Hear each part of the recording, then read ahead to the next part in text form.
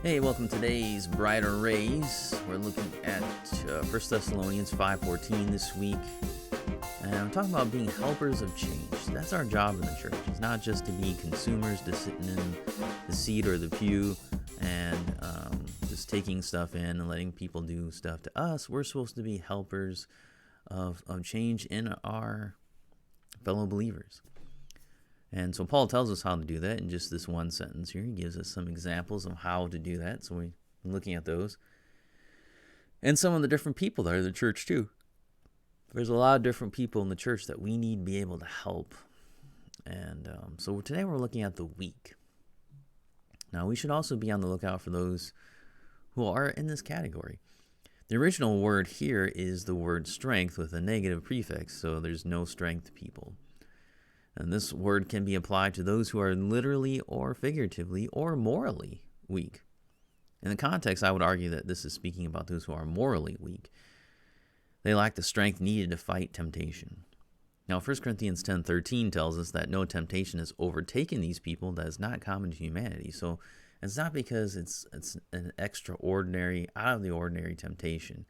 No temptation has taken over you that's not common to people. This is how it is. So God doesn't allow his children to be tempted beyond their ability to fight it either.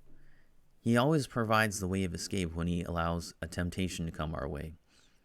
We're promised that as Christians we can endure it.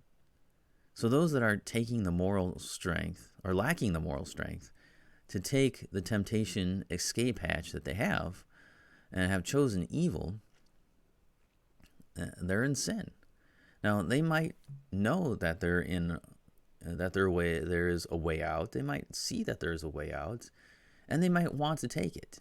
Yet they fall over and over again. They have been given everything they need to overcome the addiction to sin, yet they lack the moral fortitude to figuratively cut off their hand or gouge out their eye, like Jesus said in the Sermon on the Mount. They know that they should do that. They know that they want to do that.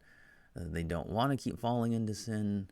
They just lack that moral fortitude. They're small-souled in this, and they can't do it. And so, what do these people need? Well, this is obviously a problem that most people will fall into here and there throughout their Christian life, when they keep falling to the same temptations. So, what do these people need? They need someone to get in their face and start yelling at them. Do they need a strong rebuke? Well, Paul doesn't say that. He says when it comes to these fellow saints, we are to help them.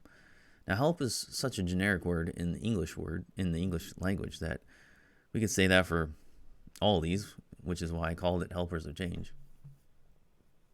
But the help here means to adhere to hold oneself opposite to hold fast, to support.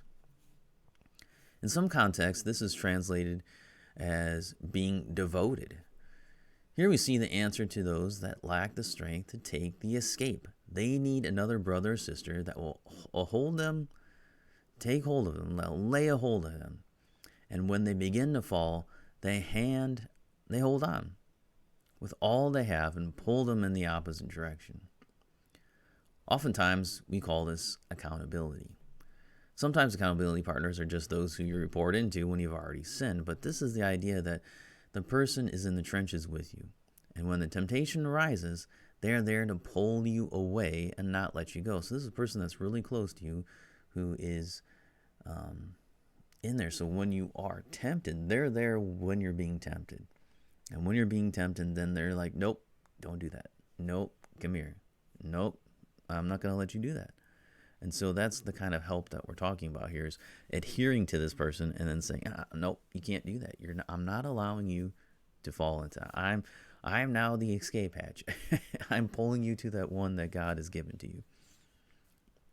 And I'm going to get you through this. I'm going to help you get you through this. So we need those people. So that's not just being held accountable, like, oh, you sinned, now you got to go confess. It's not someone to confess to. It's someone who's actually there stopping you.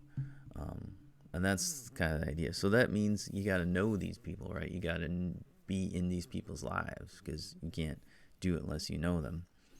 So you got to be in someone's life like that in order to help them like that. So think about that. Maybe you can be that person for somebody in the church that you know that needs someone like that. We all need someone who's like that would stop us from temptations, and be willing to do that and are able to do that. So, all right, well, this ends this lesson for today. So come back next time and we'll take a look at the final one, which he gives a command that we should be patient with all. And so we'll take a look at that next time.